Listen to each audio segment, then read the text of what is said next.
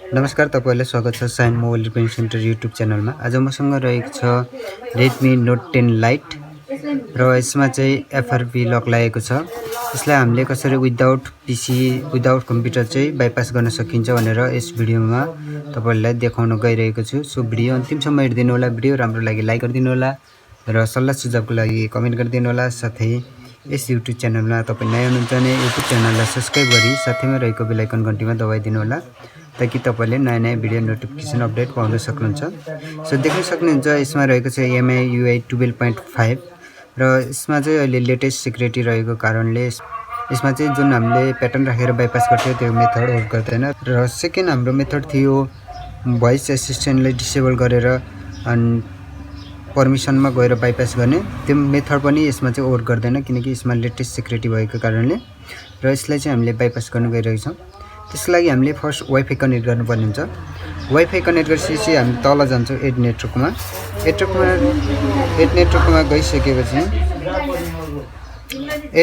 गइसकेपछि SSID भनेको छ। यहाँ हामीले हाल्नुपर्ने हुन्छ www.youtube.com।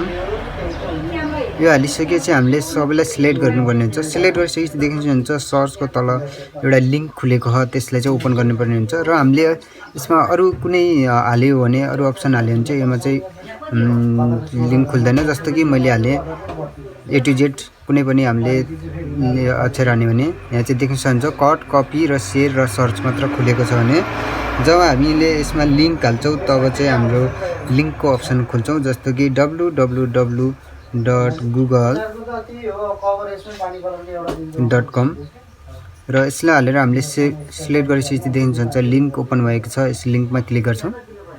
सो देख्न सक्नुहुन्छ यसमा चाहिँ हाम्रो जुन चाहिँ एउटा स्क्रिन पपअप ओपन भएको छ। यसमा चाहिँ हामीले कुनै पनि मेथडबाट चाहिँ यसरी चाहिँ बाइपास हुँदैन यो पपअप ओपन हुँदा चाहिँ।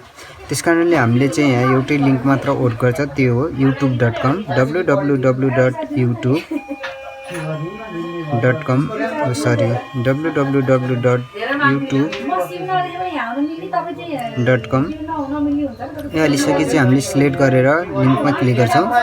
लिंकमा क्लिक गरेपछि देख्छ युट्युब ओपन भइसकेपछि हामी माथि एउटा जुन गोलो आइकन रहेको छ यसमा क्लिक गर्छौं। यसमा क्लिक गरेपछि सेटिङमा जान्छौं।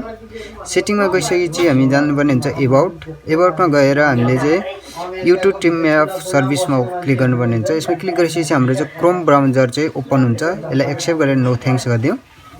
यति गरेपछि हाम्रो चाहिँ क्रोम ब्राउजरमा हामी चाहिँ आइसकेको छौं।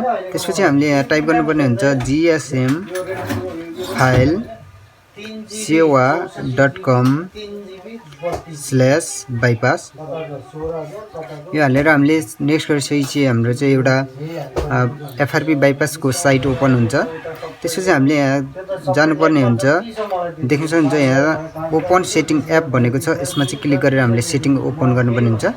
सेटिङ ओपन गरेपछि मैले देखाउन चाहे तपाईलाई एबाउट फोनमा यसमा रहेको छ MIUI भर्जन 12.5.1 स्टेबल र मोडल रहेको छ Redmi Note 10 Lite र यसमा चाहिँ एन्ड्रोइड भर्जन रहेको छ एन्ड्रोइड 11। त्यसपछि हामी जानुपर्ने हुन्छ स्पेशल फ्युचरमा गइसकेपछि सेकेन्ड स्पेस भन्ने छ, यसमा क्लिक गरौँ। यसमा क्लिक गरिसकेपछि हामीले टर्न अन सेकेन्ड स्पेसमा क्लिक गरिदिन्छौँ।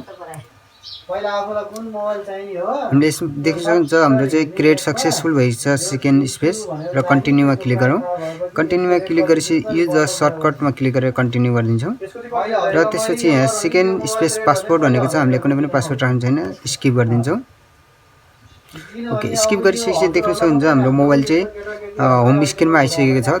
ओके, त्यसपछि हामीले यस मोबाइललाई चाहिँ एकचोटी रिस्टार्ट गरिदिन्छौँ।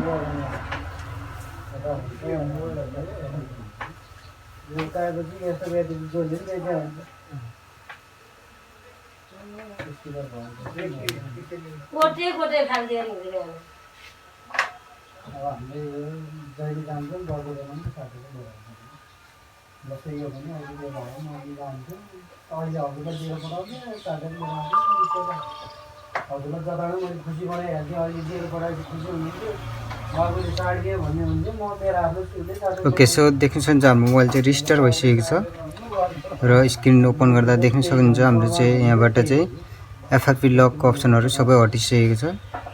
यसरी नै हामीले चाहिँ Note 10 Lite को चाहिँ एफआरपी बाइपास चाहिँ हामीले गर्न सकिन्छ without computer without PC new method चाहिँ हामीले यसरी बाइपास गर्न सकिन्छ। सो भिडियो अन्तिमसम्म हेर्नु भएको धन्यवाद।